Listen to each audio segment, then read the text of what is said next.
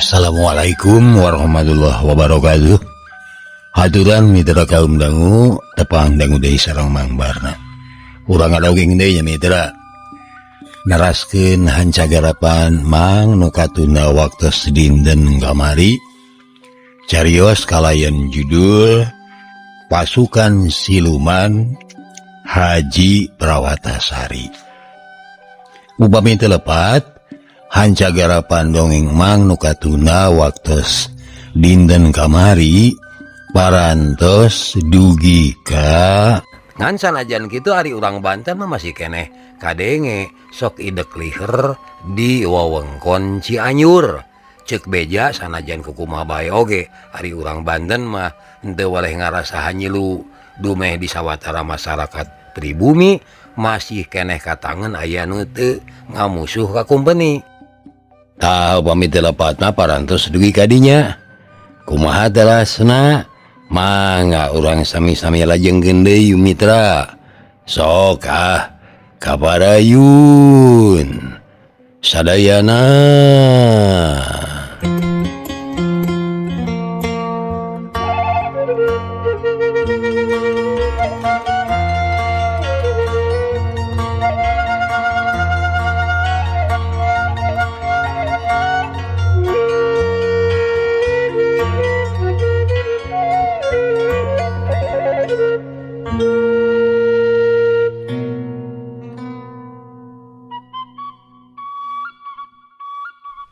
Mitra kaum dangu Kitu tah cek pamanggih urang Banten padahal cek maranehna kumpeni teh nyata-nyata maksudna teu hade aya di bumi Pasundan teh. Atuh kusabab kitu sanajan teu patelak rongkah kawas taun 1680 urang Banten teh tetep ngarasa curiga karena ketak-ketak para patinggi pribumi di Cianjur mah. Sokomo ayeuna basa aya ibar bakal aya pasukan VOC ti Batavia anu dipingpin ku Kapten Peter Scipio ngalanglang Cianjur. Kelompok-kelompok perlawanan urang Banten teh kabejakeun mimiti ngadodoho.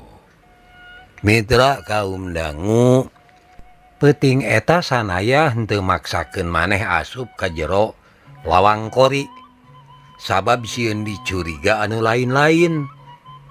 Dina kaayaan genting kawas kiwari jalma teh tangtu bakal babarian nyuriga ka jalma saliwat mah. Kukumaha bae oge sanaya teh bakal dianggap jalma saliwat lamun maksakeun asup ka jero lawang kori papeuting. Karena tangtu bakal dituding jalma jahat. Atuh kusabab kitu manehna milih sare bae dina dahan kai. Saenggeus kaayaan carangcang tihang lawang kori mimiti dibuka. Ti jero puseur dayeuh pamoyanan jalma riab kalaluar. Eta teh urang pamoyanan anu baroga pangupa jiwa diluareun puseur dayeuh. Model anu rek ngahuma, rek lintar, atawa muru kebon-kebon kopi. Tapi sabalikna deui aya abringan roda padati anu ngakut rupa-rupa kaperluan sapopoe. Cenah ieu mah kaum sodagar anu ngiriman bubutuh sapopoe anu henteu kapanggih di pamoyanan. Model encit, kain kasar atau batik mah malah didatangkeunana teh ti Pakaleran. Sabab anu loba dedagangan mah ayana di Pakaleran. Sanaya milu kana roda padati anu mawa encit keur jualeun ka urang pamoyanan. Ari tukang padati teh teuing ku bageur deui. Eta make daek mawa sanaya supaya jaga baya nu tugur di hareupeun lawang kori rada eraeun ari kuduaan mah nya.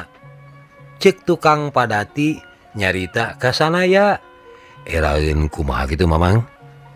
Ceuk sanaya heran nya eraeun mun kanyawan ku batur manehna kudu dibere upeti bae mah sugan kitu oge sugan gitu piraku teu ngarasa eraeun pan aya batur da nya eta di zaman ayeuna mah lah jalma teh sok baroga panyakit. Nah panyakit naon gitu mamang sasalad utah ngising dumekeur usum halodo bengek jeung batuk dume hawa kecil tirisna gitu cek sanaya teu eureun-eureun tumanya sabuat kitu ari roda padati anu ditarik ku muning mah lempang anca kawas ancana lalakon hirup manusia lain penyakit lahir deuleu tapi penyakit batin cek tukang padati kasanaya anu alewoh tapi bodoh leuh kutan ayahnya anu ngaranna penyakit batin teh malah atuh anu parna bakal ngaganggu kemanusiaan mah lain penyakit lahir tapi penyakit batin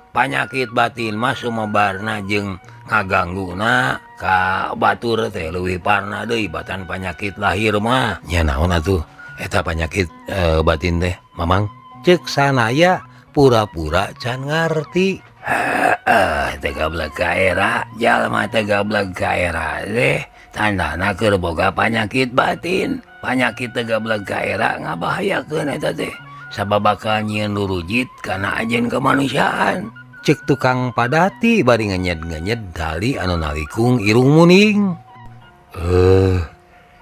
gitunya tapi baheula mah kami guru sok di papagahan cenah urang teh kudu sonagar ulah gede ka era bisi hese hirup jadi mana anu bener atuh ieu teh cek sanaya siga anu bingung sonagar mah dina urusan kahadean deuleu tapi ari teu gablek ka era mah dina urusan kagorengan tuh contona kawas jaga baya anu karepna hayang dianduran upeti kawas manganeuh geuning manehna mah ngamangpaatkeun kakawasaan pikeun nyeusup getih batur kusabab pancena purah mariksa sakur jalma anu asup ka dayeuh atuh eta teh dipake kasemetan jang neangan untung sorangan kaum sodagar anu hayang neangan usaha ka dayeuh sok dihese-hese eta teh ditanya itu ieu satungtung tacan dibere upeti mah haban we tunyutanya nepikeun ka urang teh hese asup tapi sabalikna lamun barang gok barang golosor rata-rata tanya deui langsung ditita asup kitu tah tegableg gaerana teh disangka namun aing bura-bere teh dibarengan ku ati anu ening meureun nya henteu deuleu mere ge ari bari hate kutuk geneng bari ngarasura jeung nya campah malah dua ti aingna oge lain sieuna jadi daging jadi getih sina teu jadi hitut-hitut acan cek tukang padati sewot tapi kituna teh bari geus bubunto sabagian barang dagangan cenah biasa jang upeti nya we barang serok oge tukang padati teh langsung ngasongkeun bungkusan bari api-api teu butuh jaga baya teh nampanan upeti asup cenah nitah tukang padati asup ka jero lawang kori teu nya ari geus boga panyakit teu boga kaera mah bener pola naon bae oge bisa dipilampah balukarna bakal karasa ku sararea model kami tukang dagang kusabab teu boleh kudu mayar upeti bae atuh supaya kami boga paleleuwih teh ngajualna oge kudu dimahalkeun anu kabarerang mah nya hayat anu purah meulian anu kuduna duit 10 peser teh bisa meuli encit 2 meter ayeuna mah ukur bayu kana 1,5 meter da tukang encit naikkeun harga anu tadina duit 1 peser teh bisa meuli beasa gantang ayeuna mah jadi ukur 1,5 gantang kitu jeung kitu we rakyat mah nunguk dirugi sabab tukang dagang ngamahalkeun barang daganganana ari barang dagangan dimahalakeun teh bohongan atuh loba anu nurut hirup neangan kauntungan cenah kahareup mah eta teh ngaranna teh pungli nu kitu teh kawas tukang jaga lawang kori teh contona mangkaning euy anu hayang nurut hirup ka tukang dagang teh lain ukur jaga baya eta mah enteng tadi asongan rokok kolobot dua beungkeut oge geus puruneun tapi ari dununganana mah moal tunuku rokok kolobot teh manehna mah kudu diupetian ku barang anu ajena leuwih hade deui ceuk tukang padati teh anger ku kulutus keheul meureun aduh datang ke pasar sarua tukang padati teh geus kudu landai wae ayeuna mah anu kudu diolok ku upeti teh nyatana mah nor pasar lamun teu mere upeti moal dibere dadasar anu deukeut kanu rek baralanya tuh jolok di ditu di sisi wahangan mejeng meri anu ronghok ngadeuketanana oge ceuk tukang padati deui teh mitra kaum dangu kusabab geus kahutangan budi dibawa unggah kana roda padati atusan aya teh mulang tarima mantuan nurunkeun barang dagangan non atuh sujang mamang dibantuan ceuk tukang padati malik nunuhunan malamun mamang percaya mah kami oge rek milu ngajaga dadasar we lah keun bae mentong masukalkeun upah ku dibere timbal sabungkus sapoe oge kami mah geus pirang-pirang nuhun atuh ceuk sanaya sakalian nawaran tanaga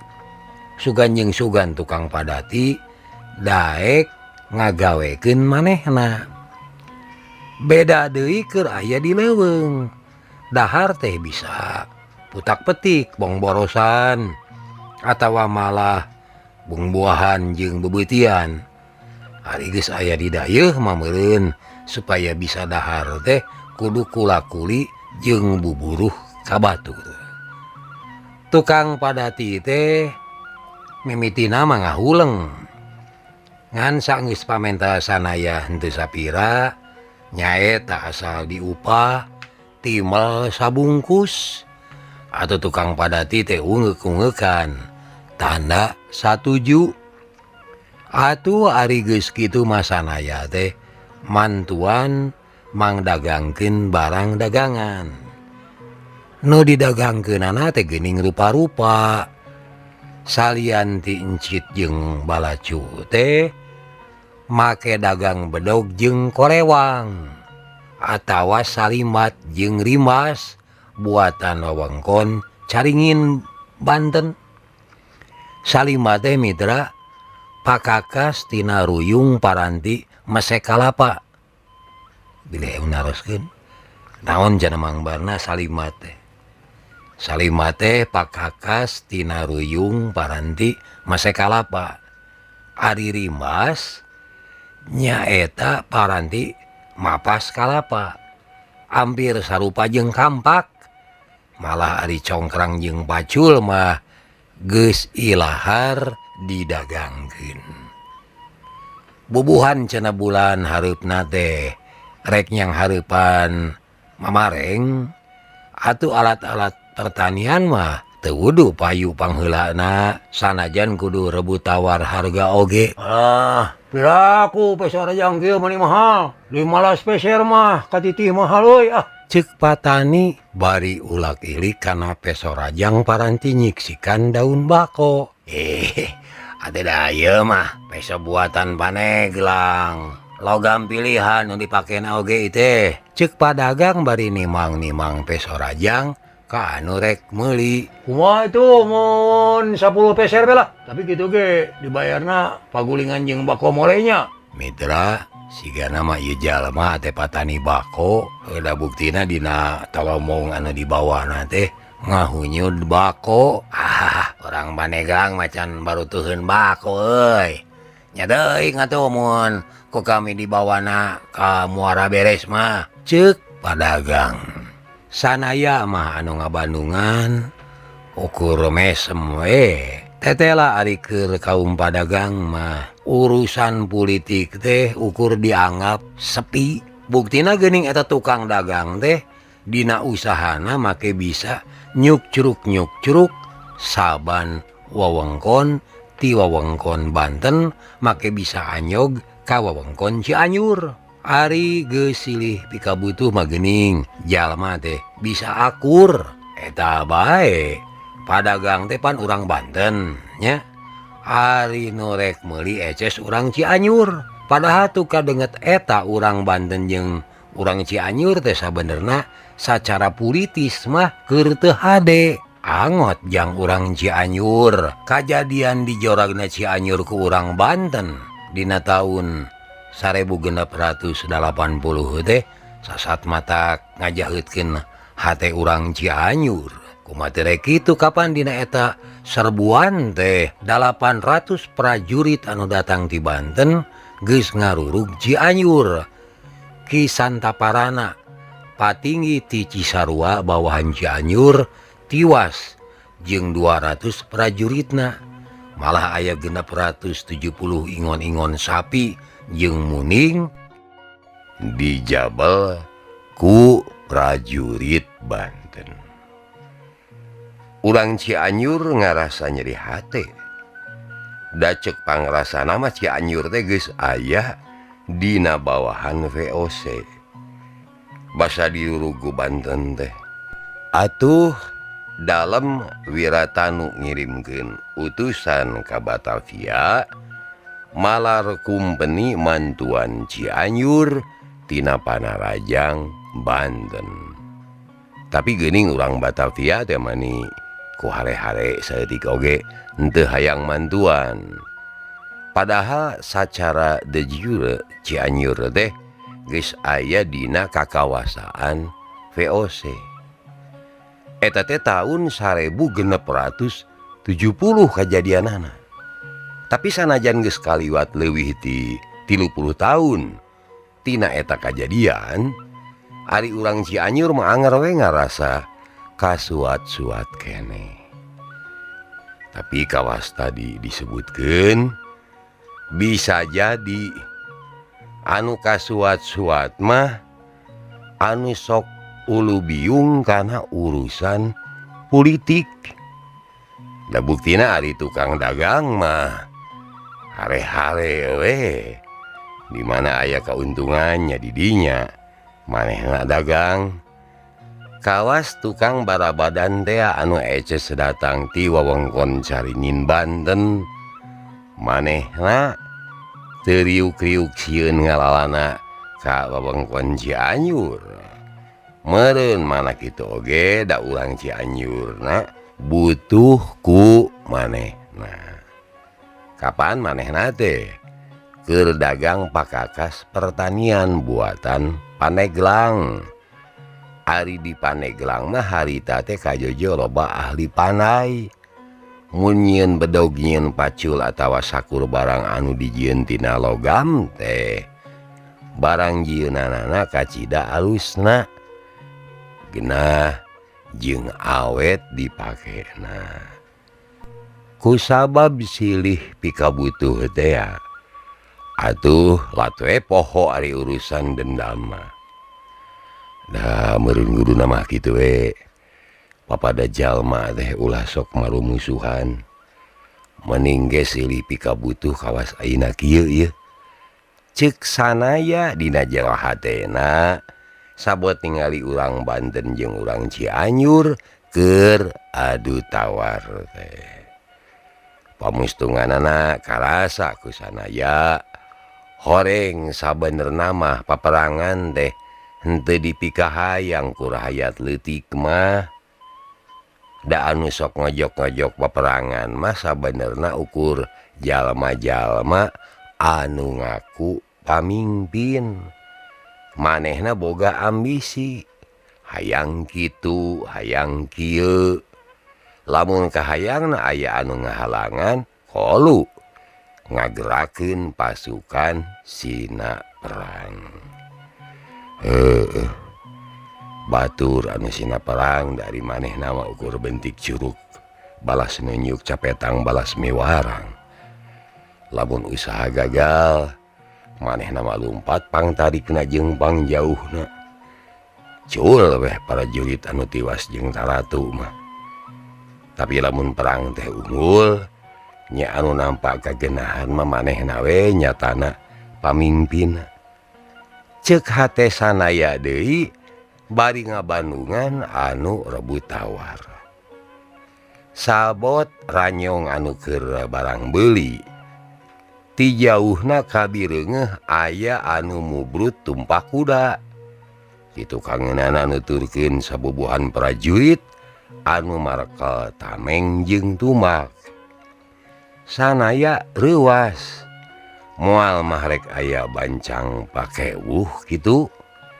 Da ceuk ukuran manehna mah saupama aya sabubuhan prajurit samakta ku pakarang geus moal salah deui, tangtu rek nyang hareupan paperangan. Ngan anu teu kurang-kurang anehna ari anu araya di dinya mah bangun hare-hare. Da kabireungeuh geuning anu adu tawar anu sacorowokan tawarkeun daganganana anger gogorowokan natawarkeun daganganana. Anu mubrut tumpak kuda teh hiji lalaki tengah tubuh mamake pakaian rompi tina kain kasar hideung bari beuteung bunaleh ka mana-mana.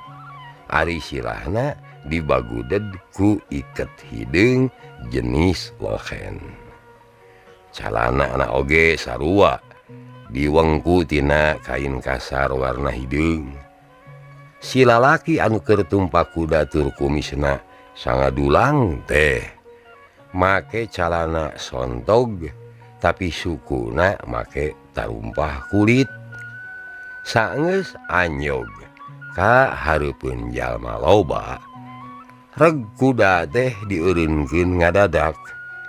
Suku kuda oge nu hareup mah meni ngacung ka luhur da meureun si kuda teh reuwaseun. Kadalina dicentok ngadadak satarikna. Sabubuhan prajurit anu mareka tumak jeung tameng oge ngadadak eureun. Kusabab keur lumpat tarik dititah eureun ngadadak. Atuh nu tukang teh nubruk kanu hareup silih tubruk mani pi kalucuin. Sanaya mah teu bisa nahan seuri atuh barakatak bae seuri. Ngan saenggeus ngadenge sanaya ngabarakatak seuri kakara anu araya teh nemongkeun semusieun. Ningali balarea siga anu sieun sanaya eureun seurina bari luak lieu ka ditu ka dieu. Hate sanaya munguh heraneun.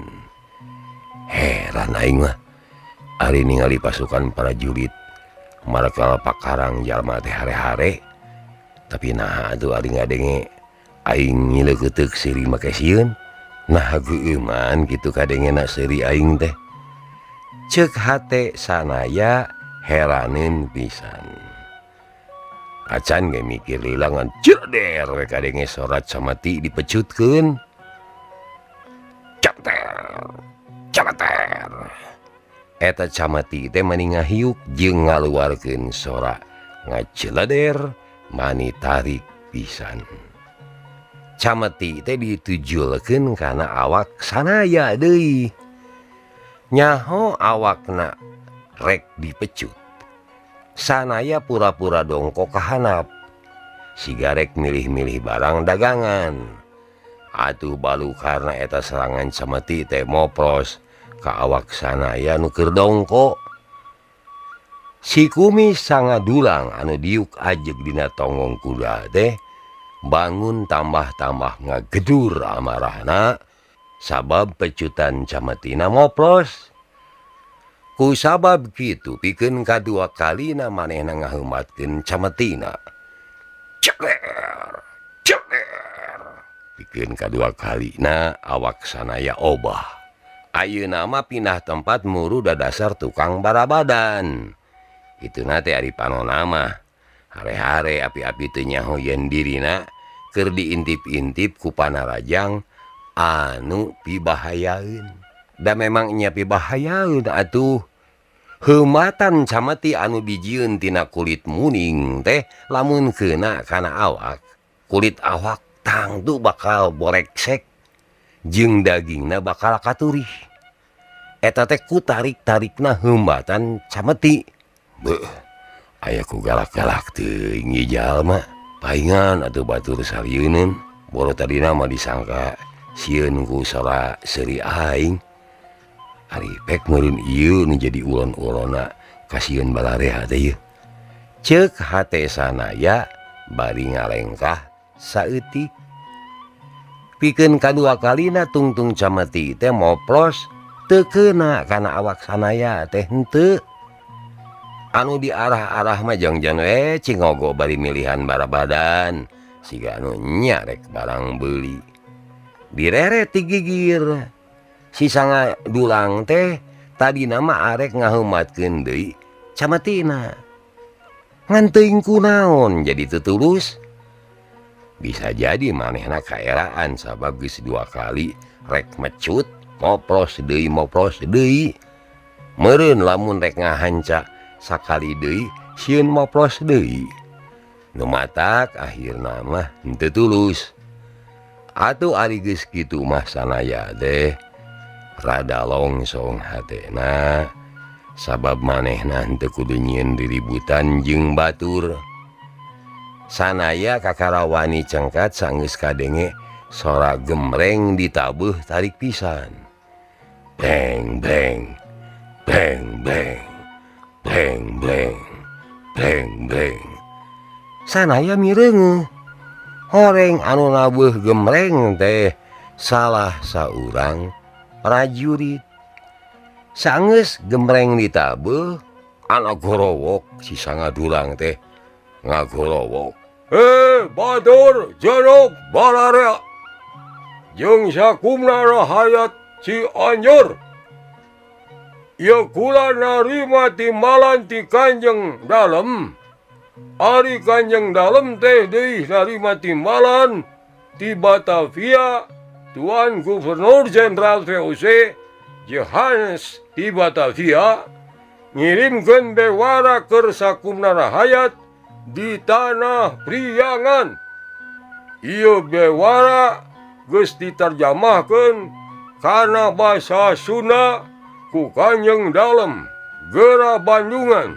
Ieu unina. Ceuk si sangadulang bari muka gulungan daluang anu cikeneh digulungkeun.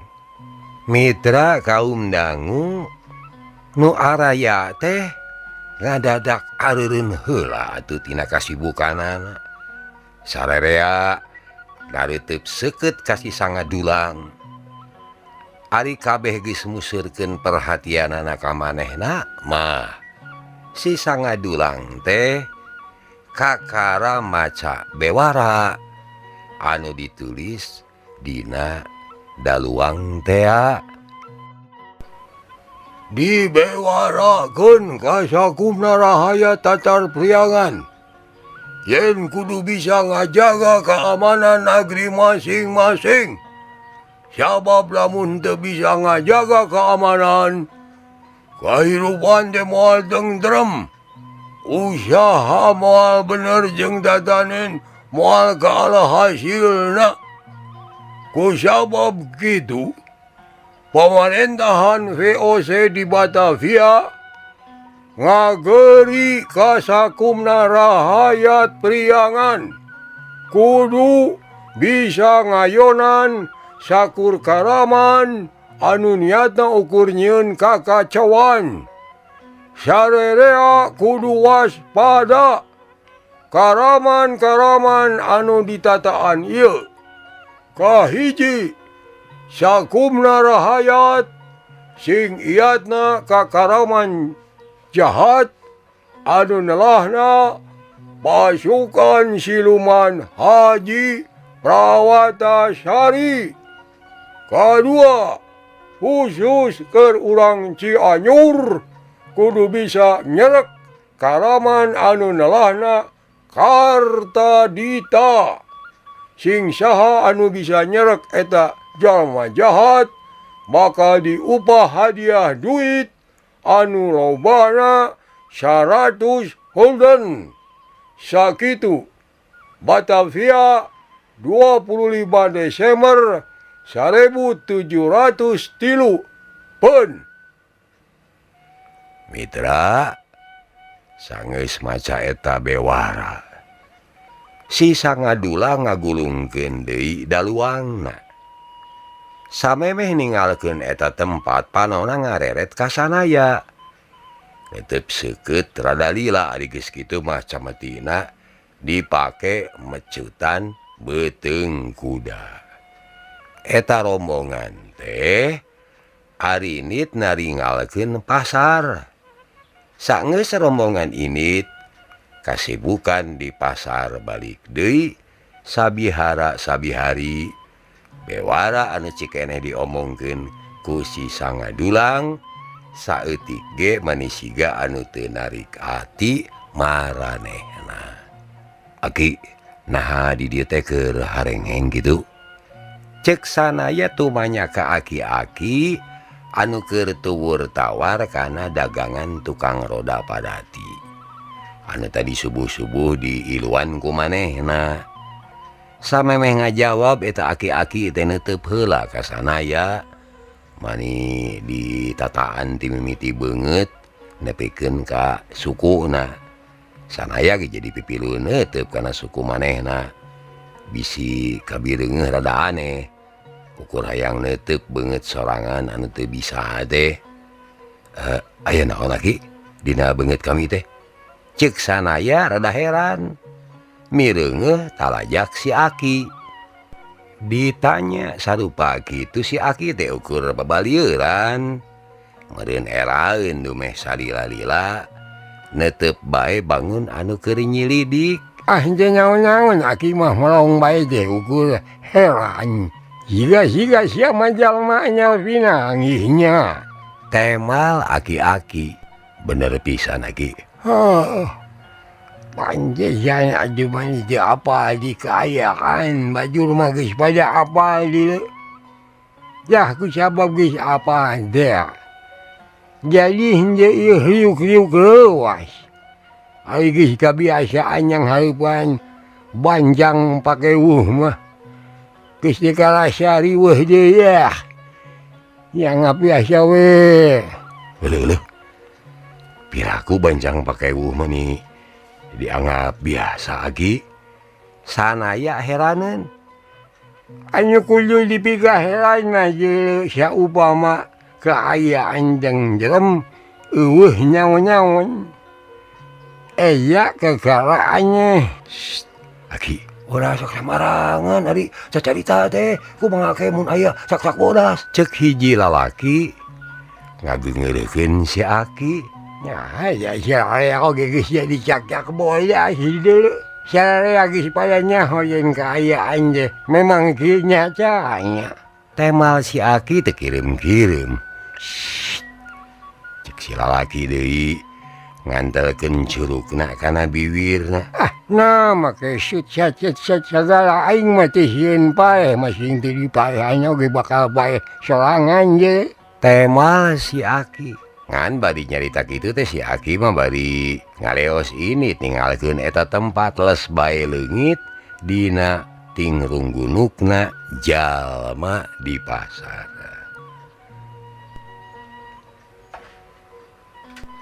Atuh munguh mata kanyelu keur sanaya sabab manehna teh kacida panasaranana. Ari rek tumanya ka lalaki nu bieu da pastina oge moal deuk cacarita. Si lalaki nu cikeneh ngageunggeureun si Aki mah bangun sieuneun pisan loba cacarita perkara kaayaan di Cianjur teh. Atuh ku sabab ngarasa panasaran teh sanaya mah langsung ngaleos ninggalkeun eta tempat cul we tukang padati anu tadi diiluan mah. Padahal jangjina sanaya teh rek babantu malar diupah kejo timel. Ngan ku sabab hayang nyacapkeun kapanasaran. Sanaya teh milih nyusul-nyusul si Aki bae. tangtu tegambil gitu bae neangan si Aki teh da puguh keur poe pasar teh atuh jalma teh bacacar di ditu di dieu. Sanggeus yakin si Aki teh eueuh di pasar sanaya mimiti neangan ka tempat sejen. Basa anyog ka sisi huma. Kabeneran di tengah huma katingali aya jalma keur lempang.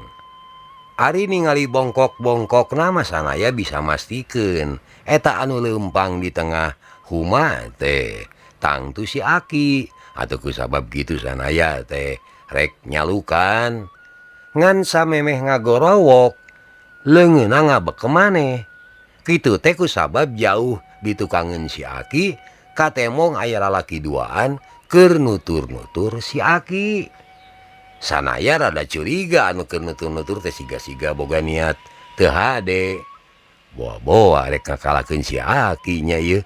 Cek hate sanaya, manehna inget yen si Aki teh cenah tadi dianggap gagabah dina cacaritana.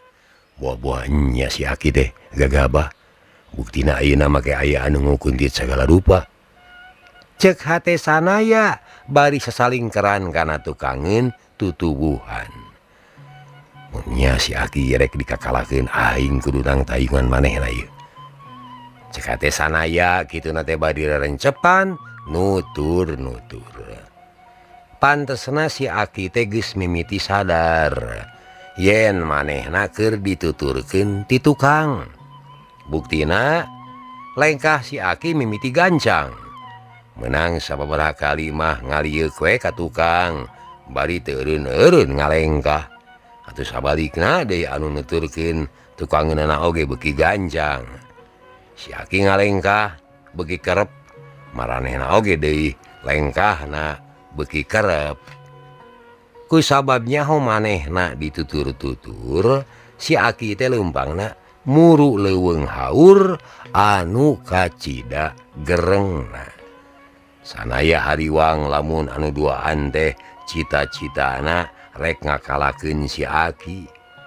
Atuh salah kacida si Aki lumpatna kanu poek-poek teh sabab meureun bakal mawa jongjon pikeun anu rek ngakalakeun. Kusabab hariwang gerakanana sanaya oge digancangkeun. Manehna kudu ngusahakeun sangkan bisa ngajaga tindak tanduk jalma anu duaan supaya ulah ganggu ka si Aki. Aing mah teu nyaho saha sabenerna jalma anu duaan teh. Nah jalma jahat atawa lain pon kitu deui ka si Aki. Aing ge sarua teu nyaho saha manehna. Ngan anu tetela si Aki keur didadoho nyawana jadi sanajan kumaha bae oge aing we anger kudu melaan si Aki. Ceuk hate sanaya. Sangkaan sanaya henteu salah. Si Aki teh tetela arek dikakalakeun ku anu duaan teh. Kabuktian geuning sanggeus aya di jero leuweung haur gereng mah si Aki teh dipiheulaan. Areun, aduh lagi, areun.